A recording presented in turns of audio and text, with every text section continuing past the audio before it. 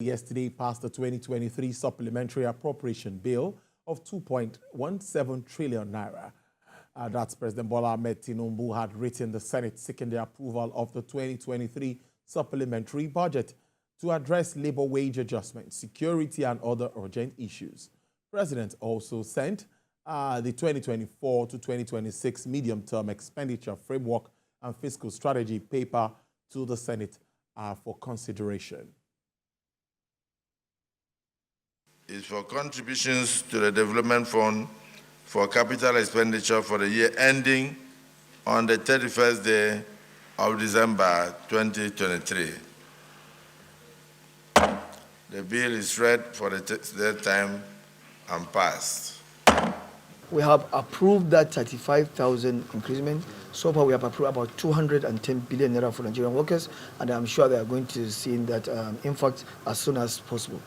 We have increased the student loan. If you can recall, student loan was 5 billion naira in the budget, but now we have increased it from 5 to 10 billion so that our students can be able to access that facility in order for them to go to school and to be affordable for them. To help us understand more about this, I'm being joined by the Head of Research and Policy Advisory at Budget, Mr. Inyobong Hussein. Mr. Hussein, good afternoon. Thank you for joining us on the program. It's good to see you. Yeah, good afternoon, Tolu, and thanks for having me. How are you doing? Yes, very well. 2.17 trillion naira, or 2.176 trillion naira is the 2023 supplementary budget that has been approved. First, I'd like you to take us through what you make of this and where this money is going to be spent. We are looking at security here. We're looking at infrastructure here. We're looking at paying all of the promises made to labor. That's for the 35,000 that will be paid to workers. All of this will be paid with this money. How does it come to you? What do you make of it in your view? Yeah, thanks, Tolu. I mean, I received the news with mixed feelings. Mixed feelings because you see some items in the budget that you know are expedient, like you've alluded to, for things around the wage increase, for things around the conditional cash transfer. These are things that we know cannot wait, till the 2024 fiscal year, because people have been feeling the brunt of the subsidy removal and the unification of the several windows of the exchange rates of. But with some other items, we would have felt that these were things that we could defray, things that, considering the context with regards to the economy and how people are feeling, that these were things that could wait. And so that's why I say I met it with mixed feelings. Be that as it may, I mean, the National Assembly has passed it into law, and we are waiting to see how funds would be allocated, disbursed, and spent in that regard. But one worry I also have is that it seems like the executive has opened the floodgates for the National Assembly to do what they would often do to the budget proposals every year. That is to flood it with items that, I mean, in the opinion of the average man, does not improve or impact the life of the average Nigerian, as the case may be. A good start there. But let's talk about the fund distribution again. And now, like we're talking about, security is important. That money is pumped into defense. You also alluded to that. Agriculture is also something that is important. Look at what happened in a neighboring state where some farmlands were infected and all of that. I think there needs to be a lot of money spent. But I'm worried about the level of debt. How does that come to you? I agree with you. I'm very worried, especially, if you see that, especially for the projects around infrastructure. Nigeria's road infrastructure, across the length and breadth of the Federation, is in a dilapidated state. And it's funny that the National Assembly had cited it as a reason for wanting to, settle for the luxury cars to be able to allow them ply the roads. And I ask myself, what makes the National Assembly or the executive or government officials generally, more deserving of having a good time flying Nigerian roads than the average Nigerian. And so it just tells you that whilst people in government or government officials, try to make their working conditions, as the best that anyone could get, what affects the common man, right, is not what is prioritized.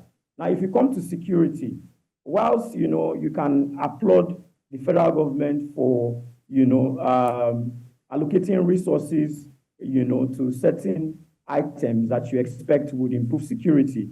But I still see some things that, make me raise an eyebrow. So if you look at in the supplementary budget, the budget of the military, for instance, the Nigerian Army, you would see that there are two budget lines, one to purchase 12 helicopters and the other for artillery guns.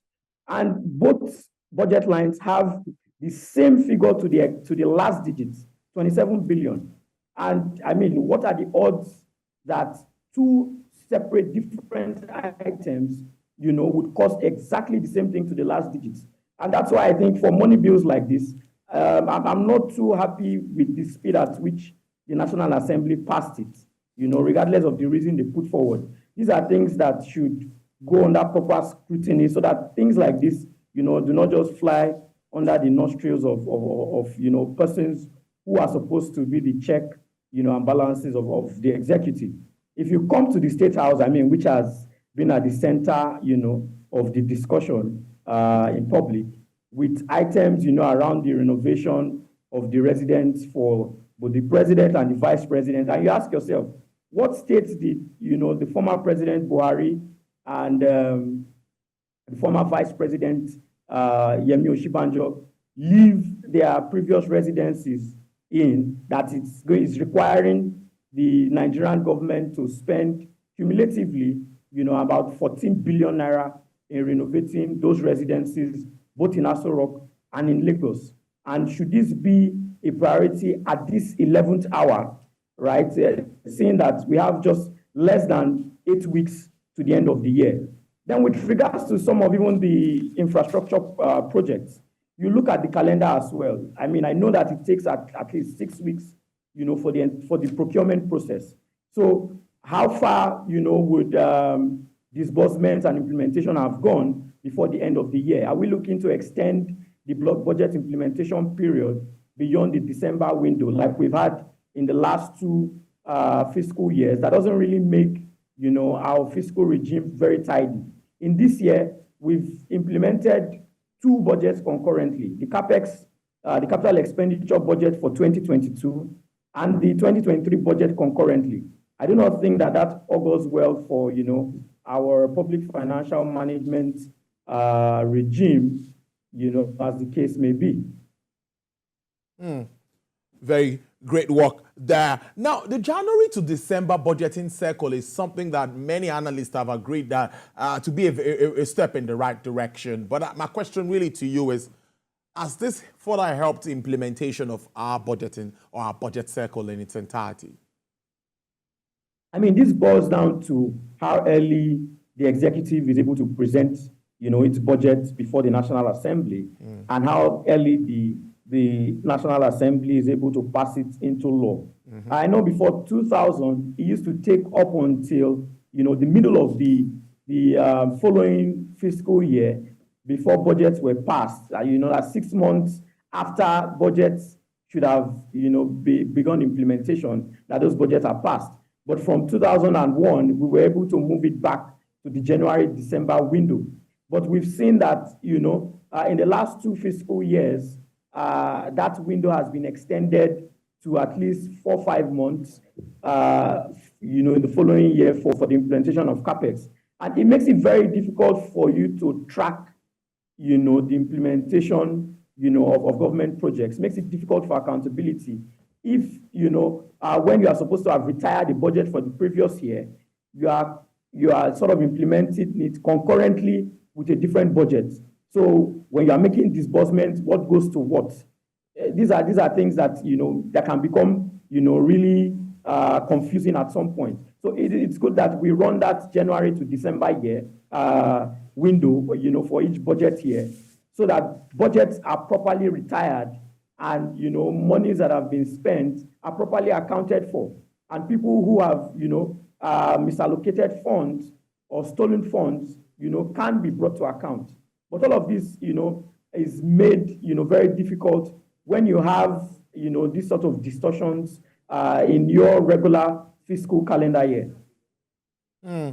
I tell you, I totally think along that line too. Subsidy removal is what has brought up the wage increase, and of course, it's been confirmed. I think workers are getting their pay, the 35,000 as promised by the federal government. But in your thoughts, how will all of this and maybe the palliatives that have already been introduced, how will it help cushion the effect of this subsidy removal at this time? Because government seems to be firm, not going back on their words. I mean, like you called it, these are palliatives. They are short-term measures, right, to help some people, cope better with the subsidy removal due to some of these shocks. But they are not, lasting solutions. The effects would wear out, before you know it. And that's why it's important that some of the structural issues that have plagued the Nigerian economy are things that need to be addressed headlong for people, for Nigerians to get, the real cushion from, the twin headwinds from both the subsidy removal, and the unification of the exchange rate. As you have seen with inflation, even if the federal government has been able to stabilize the price of oil, the price of PMS, in the last 2-3 months. But if there's an upward trend, like, the global energy outlook has forecasted for 2024, owing to the Russia-Ukraine war and the current war between Israel and Palestine, or Hamas as the case may be, you expect an upward price, an upward increase in the price of crude, and that should, impact the price of PMS. So for how long would the federal government be able to maintain, the price at the pumps? And so what it means is invariably the lives of the average Nigerian needs to be made better to be able to afford, increases, whether it's in energy prices or food, as the case may be. So we need more, movements towards, real structural changes for Nigerians to actually really feel the effects of these cushions, as the case may be. And I know that there have been some attempts, by the federal government to move in this direction, but a lot of these things have to be done a lot more quicker. A lot more quicker. Now, borrowing and generating money internally, of course, IGR, many will say that seems to be the way to go. We must start to look inwards and reduce this drive for foreign loans. What do you make of this, one, and what do you think the states can do to support government at this time in revenue generation? That is key if we are to address or reduce, because debt service is still rising. And it will continue to rise, in as much as your fiscal deficits continue to increase. And that's why we need to really have, very, very serious conversations around budget credibility. How realistic are our budgets? If you look at the MTEF, for instance, the federal government has projected to more than double what it earned in 2023, right? Now, if it's unable to do that, it means what it had projected as fiscal deficits, would increase. And then, how do you finance your deficits? It's by borrowing. And if you look at, how the federal government has funded its fiscal deficits in the last 7-8 years, it was primarily through overdrafts from the CBN through the Ways and Means. And this government has said that it would outlaw, that means of borrowing. So we're waiting to see how it would deal with revenue shortfalls. And that's why I think, from the federal government to the states, it's important that, we begin to cut our coats according to our material, right? So that you don't overbloat the budget, and then you now need to rely heavily on borrowings, now finance, this budget. Because, what's on the receiving end of all of this is service delivery. Once you are not able to meet your revenue targets, it means you are not able to spend on your planned programs and activities. And what that means is that Nigerians will not be able to fly good roads. Nigerians will not be able to have, quality healthcare. Nigerians will not be able to have access to quality education. Farmers that need farming inputs will not be able to get support from the government, to be able to, plant and harvest, during their seasons. And, the resultant effect is poverty at the end of the day. So governments need to realistically, accurately project what they have the capacity to raise, as revenues within any fiscal year. If I bring it down to the states, you had asked how the states can support the federal government. Yes, ease of doing business is what should be at the front and center of any subnational that is looking to, make any headways moving forward, right? People need to be able to do businesses in these states, meaning that the right infrastructure has to be in place, whether it's road, whether it's power, whether it's security. The issues around the multiplicity of taxes, would need to be addressed. Then heavy investments, prioritization of investments in human capital development, with specific focus on health, education, social protection, and water, sanitation, and hygiene are things that states, need to prioritize moving forward. Let you go, Mr. Hussein. Let's look out for a projection moving on. Despite all of these challenges, what is your outlook for the economy, for economic growth now? Yes, that inclusive growth that we expect. We see the Naira gradually gaining some ground at the other market from what we are hearing today. And we also hear the CBN trying to clear some backlogs of Forex, of course, commitments. Now, if we continue this way and things continue to fall in place, what is your outlook for the entire economy moving on? I mean, the new CBN, administration has started well. I mean, there's been some confidence building in the last 2 weeks, especially with them being able to meet with some of the backlogs with the, Forex forwards.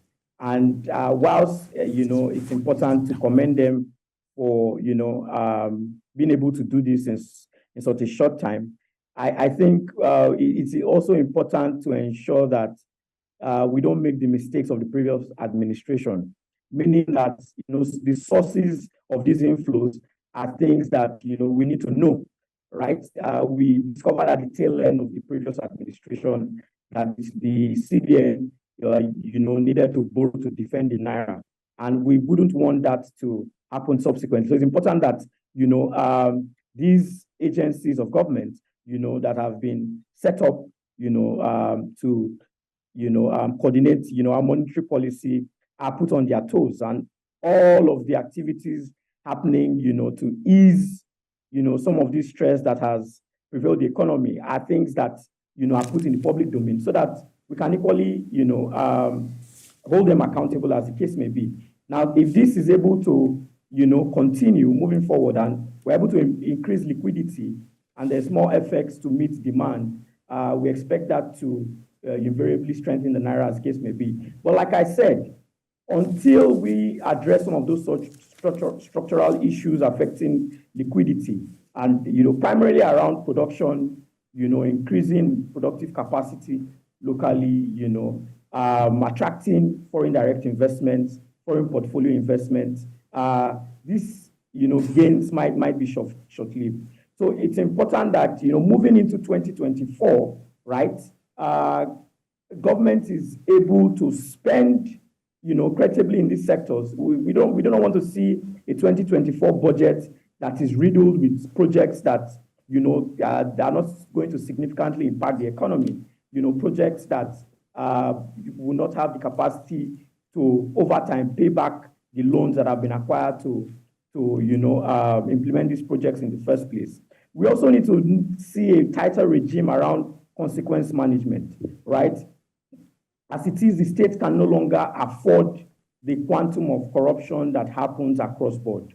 So with the new ICPC and EFCC regime in place, we want to see that with public finances, persons who have been appointed or elected are held strictly accountable for the funds that they are spending on behalf of the generality of the Nigerian people.